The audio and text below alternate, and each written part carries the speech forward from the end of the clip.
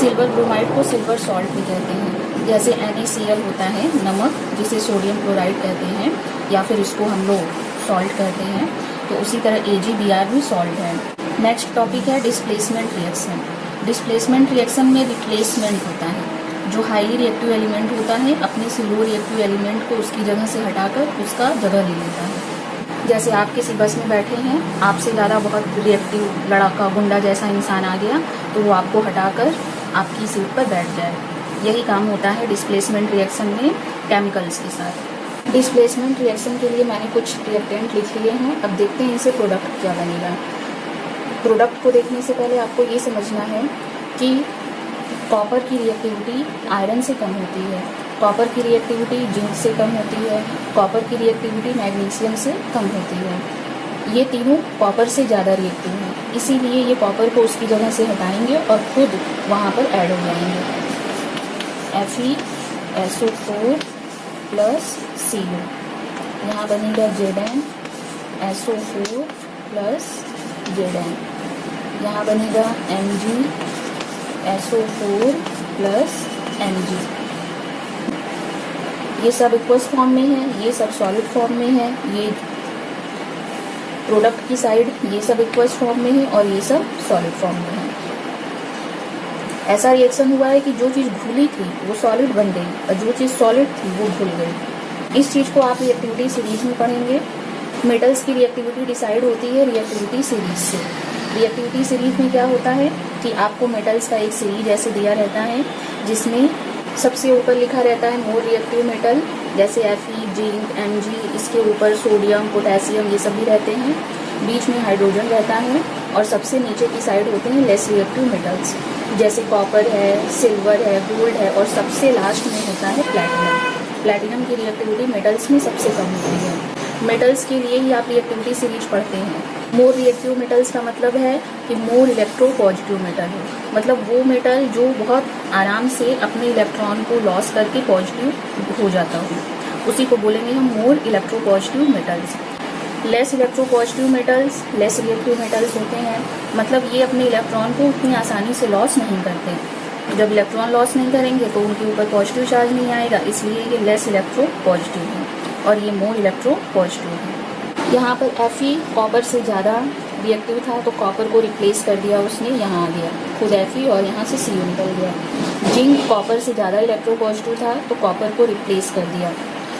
Magnesium copper से ज़्यादा reactive था तो कॉपर को रिप्लेस कर दिया। यहाँ मैंने गलत लिखा है क्या, ओह सॉरी, यहाँ Cu होगा और यहाँ भी Cu होगा। तीनों ही रिएक्शन में कॉपर निकल जा रहा है और जो रिएक्टिव मेटल्स हैं वो उसका स्थान ले ले रहे हैं। जैसे कि दो इंसान हैं,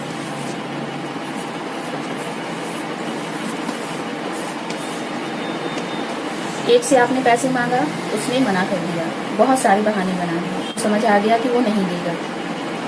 लेकिन दूसरे इंसान के पास जब आप गए, तुरंत वो तैयार हो गया आपको पैसे देने के लिए, उसी वक्त उसके पास जितने थे उसने दे दिया आपको। तो इनमें से कौन ज़्यादा रिएक्टिव है? ये ज़्यादा रिएक्टिव है और ये कम रिएक्टिव है। रिएक्टिविटी का मतलब इससे भी होता है कि इसके कम दोस्त होंगे, सब इससे दूर भागेंगे, और इसके ज़्यादा दोस्त होंगे, सब इससे सारे लोग इससे जुड़ना चाहेंगे। वैसे ही केमिकल्स के साथ भी होता है। जो हाईली रिएक्टिव होते हैं उनके बहुत सारे कंपाउंड होते हैं, वो जुड़कर दूसरे अदर एलिमेंट से जुड़कर बहुत सारे कंपाउंड बना लेते हैं, बहुत आराम से उनका रिएक्शन हो जाता है। लेकिन जो लेस रिएक्टिव होते हैं उनका रिएक्शन कराना बहुत ही मुश्किल होता है। उनमें डिस्प्लेसमेंट रिएक्शन ही आराम से हो सकता है कि कोई हाईली रिएक्टिव मेटल हो, उनको हटाकर उनकी जगह आराम से ले लो। इसके पहले ये जो दोनों रिएक्शन मैंने आपको बताया है ये मैं बैलेंस करना भूल गई, अभी आप इसको बैलेंस करिए। यहाँ H2 है, यहाँ I2 है, दोनों दो हैं तो आगे 2 लिख दीजिए। इसमें यहाँ Br2 है तो यहाँ हम 2 लिख देते हैं, यहाँ 2 लिख देते हैं, हो जाएगा बैलेंस। तो मैं कहती हूँ ना कि आप रिएक्टेंट क्या है, उससे क्या प्रोडक्ट बन रहा है, उस पर ध्यान दीजिए। बैलेंसिंग फिर आप अपने से कर लीजिए बाद में, वरना बाद में क्या प्रोडक्ट बना था वो भी याद नहीं आएगा।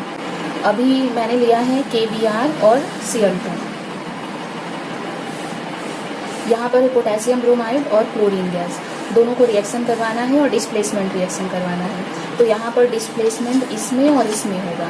ब्रोमीन भी हैलोजन ग्रुप का एलिमेंट है, क्लोरीन भी हैलोजन ग्रुप का एलिमेंट है, लेकिन इनकी रिएक्टिविटी अलग अलग होती है। हैलोजन ग्रुप जो कि पीरियोडिक टेबल में ग्रुप 17 में रहते हैं, उसमें FCl, Br, I ये 4 मेन एलिमेंट होते हैं, जिनमें से सबसे ज़्यादा रिएक्टिविटी फ्लोरीन की होती है, फिर उसके बाद क्लोरीन, फिर उसके बाद ब्रोमीन और सबसे कम रिएक्टिविटी आयोडीन की होती है।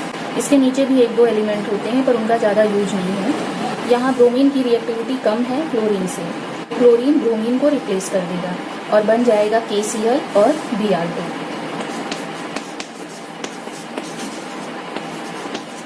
बैलेंस कर लीजिए इसको। यहाँ 2Br है तो यहाँ हम 2 लिख देते हैं, यहाँ भी 2 लिखना होगा, हो गया। सेम इसी की तरह रिएक्शन इसमें भी होगा। क्लोरीन की रिएक्टिविटी आयोडीन से ज़्यादा है तो आयोडीन को रिप्लेस कर देगा वो, तो बन जाएगा KCl और I2। इसको बैलेंस करते हैं, यहाँ 2 लिख देते हैं, यहाँ 2 लिख देते हैं, हो गया बैलेंस। यहाँ पर ये चारों ही एक्वस फॉर्म में है, मतलब ये भी पानी में घुला है, ये भी घुला है, रिएक्टेंट भी घुला हुआ है और जो प्रोडक्ट मिल रहा है वो भी घुला हुआ मिल रहा है। ब्रोमीन लिक्विड के फॉर्म में होता है। पूरे पीरियोडिक टेबल में 2 ही लिक्विड है, एक होता है Hg जो कि मेटल है पर लिक्विड के फॉर्म में होता है, और दूसरा होता है ब्रोमीन, ये लिक्विड के फॉर्म में होता है। बाकी इसी ग्रुप के और जो एलिमेंट्स हैं वो गैस और सॉलिड के फॉर्म में होते हैं। फ्लोरीन गैस के फॉर्म में होता है, क्लोरीन गैस के फॉर्म में होता है, आयोडीन सॉलिड के फॉर्म में होता है और ब्रोमीन लिक्विड के फॉर्म में होता है। केमिकल रिएक्शन में कंडीशन अप्लाई करके जो सॉलिड है उसको लिक्विड, जो लिक्विड है उसको सॉलिड, ये हम बना सकते हैं। पर पीरियोडिक टेबल में जो किसी एलिमेंट का स्टेट दिया है सॉलिड, लिक्विड, गैस, वो रूम टेम्परेचर पर दिया होता है कि मरकरी रूम टेम्परेचर पर लिक्विड होता है, ब्रोमीन रूम टेम्परेचर पर लिक्विड होता है। बाकी रिएक्शन करवाने पर हीट सप्लाई करके तो हम कुछ भी चेंज कर सकते हैं। यहाँ पर जिंक मेटल है और हाइड्रोजन गैस के फॉर्म में होता है, तो जिंक मेटल की इतनी ज़्यादा रिएक्टिविटी है कि हाइड्रोजन को उसकी जगह से रिप्लेस कर देगा। बनाते हैं इसको, क्या बनेगा ZnCl2, ZnCl2 और हाइड्रोजन गैस यहाँ से निकल जाएगा। यहाँ पर क्या बनेगा ZnSO4 और हाइड्रोजन यहाँ से निकल जाएगा। अच्छा, मैंने यहाँ पर ZnCl2 क्यों लिखा? ZnCl2 तो लिख सकते थे, जैसे ऊपर मैंने KCl लिख दिया। तो इस चीज़ को आपने क्लास 9th में ऐसे आयंस को एक्सचेंज करके पढ़ा होगा। रुकिए मैं बताती हूँ। Zn मेटल है, इस पर 2 चार्ज होता है।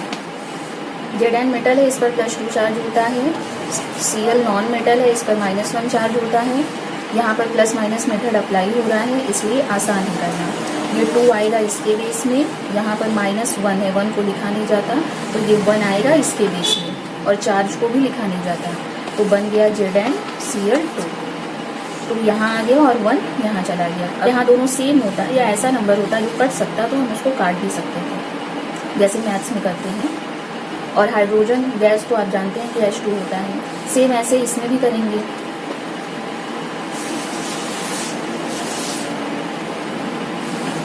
Zn पर 2+ चार्ज होता है, SO4 पर 2- चार्ज होता है, तो दोनों 2 है, चाहे तो आप यहीं पर कट कर दीजिए यहाँ, या फिर इसको ऐसे ट्रांसफ़र कर लीजिए। क्या बनेगा Zn2SO4 2, तो ये 2 कट गया, ZnSO4 बन गया। SO4 पूरा साथ में रहता है। कुछ बच्चे क्या गलती करते हैं, ऐसे लिख देते हैं SO4, ऑक्सीजन है ये, तो इसलिए इसको हम बड़ा ही लिखेंगे, जितना बड़ा S रहता है कैपिटल लेटर में, SO4। रिएक्शन को बैलेंस कर लीजिए, तो फिर मैं इरेज कर दूंगी। Zn 1 है, Cl H2 दोनों 2 है, तो यहाँ 2 हो जाएगा। ZnSO4 और H2, ये तो बैलेंस है, यही चाहिए आप लोगों को। कहीं कोई डाउट है तो उसको कमेंट करिए, उस डाउट को क्लियर किया जाएगा। आप लोगों को समझ में आ गया होगा। इसके आगे का टॉपिक कल देखते हैं।